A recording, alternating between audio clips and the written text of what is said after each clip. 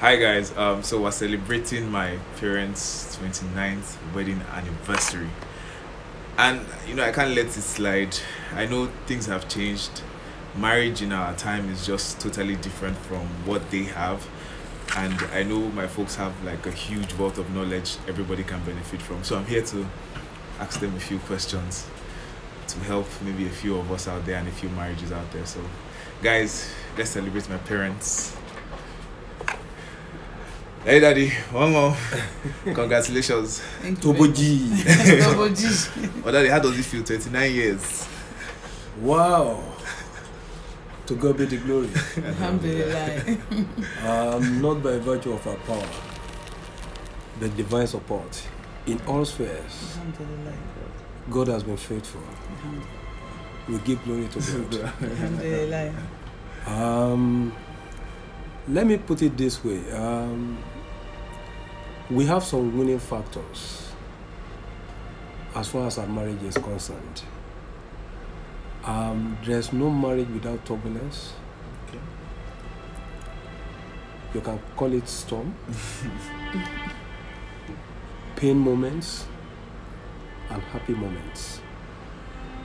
The 13 factors that I'm going to reveal, I would say that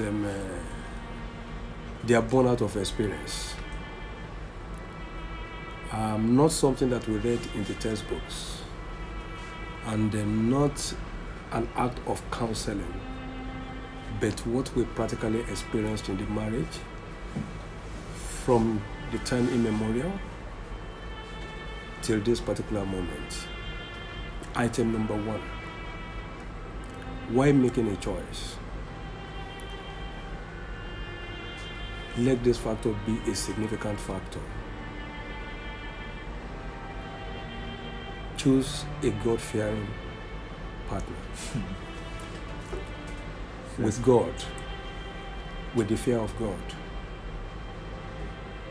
your marriage will surmount any challenge in any form, shape, or manner.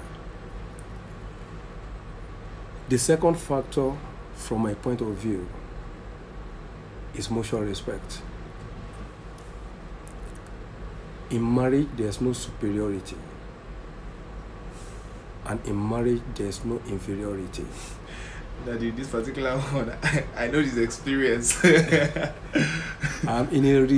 a situation where you see yourselves as more like partners, and you have mutual respect, you will continue to grow. And the third aspect, more to the woman, and also more to the man. Total submission from the woman to a man. Okay. Unconditional submission. Absolute submission. And in a situation where you are blessed with a wife that has such as a character, please, men outside there, don't take it for granted. Don't take it as if it is something that is given. See it as a mark of blessing in your matrimonial home. The fourth point that I'm driving to should be more like a word of appreciation. When you wake up in the morning, appreciate each other. In the afternoon, appreciate each other. Before you go to sleep, appreciate each other. Appreciate each other. In your dream, In the dream. appreciate each other. And I'm not sure that there's any marriage made in heaven. It takes two to tango. You are the people that can, you are both to make it work. It's not one-sided. And you must try as much as possible to have what I call absolute and uncommon forgiving spirit. To err is human, to forgive is divine. Every other factors that I've been mentioning all along if you have the fear of God and believe in His holy books, they are not significant tasks for anybody to achieve. And if you think that you marry a wife has a variety of connotations. You can divine it in any form. But most importantly, from our own context, friendship is the key word.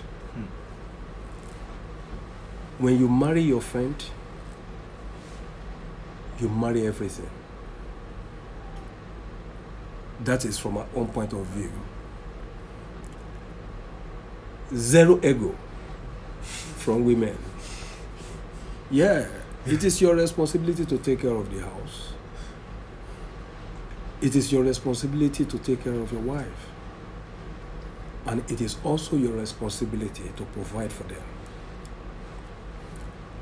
And to the woman at home, I would say compliment, support your husband.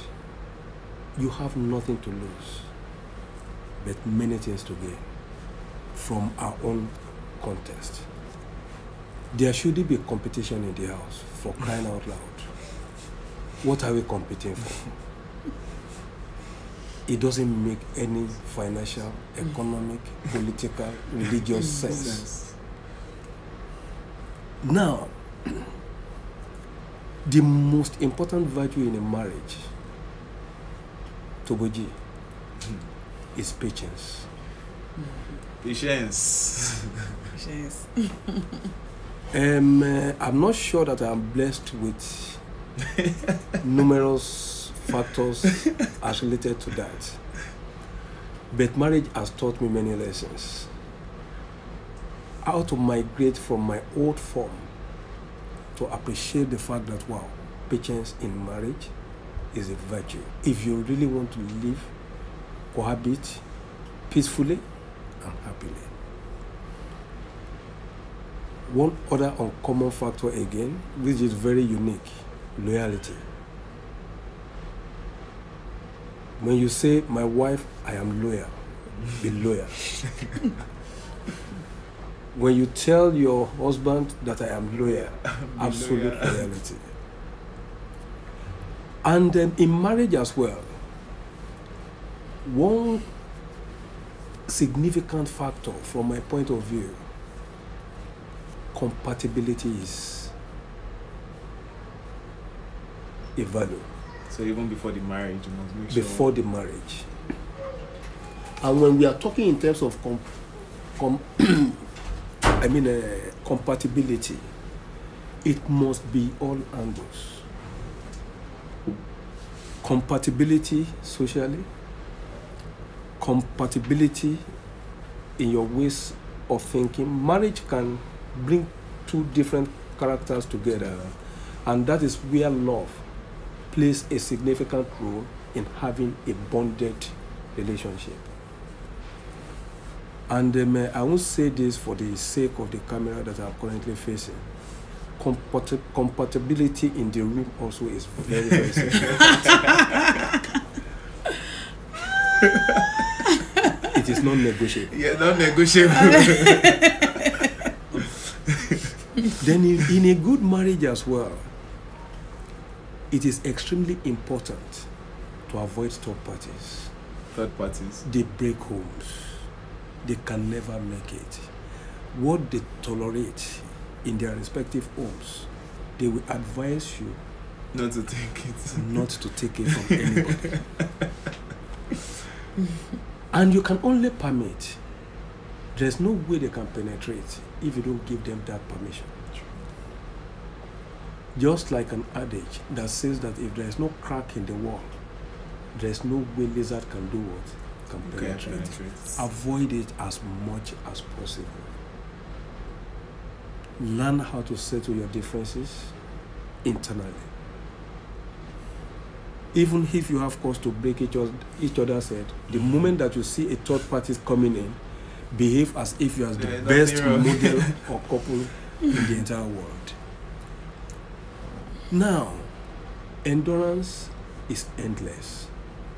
From the beginning till eternity of a relationship, it is something that you cannot afford to avoid. It must be a common denominator in your marriage.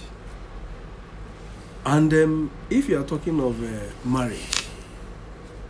marriage without tolerance crashes from the beginning. You have to tolerate each other because you have different pedigrees, different characters in some instances, and in fact, different backgrounds. And coming together to be one, the symptoms of tolerance will give room for pure understanding of each other. You must read your wife like a book. And your wife must be able to do what? To do the same thing. So that in a way, even if you wake up or you're outside and you are asked a question about your wife, that at this particular point in time, what is she doing? And you must also gauge your wife's chemistry. You don't need anybody to tell you when she is happy. You should be the man to know. When she is sad, you should be the man to know. And she must have your back at all times. And that's the one reason why you are there. But most importantly, God first, God second, and God first. Beginning and the end. I pray to everybody listening to us that whenever they have cause to choose, God will give them the right partner. Amen.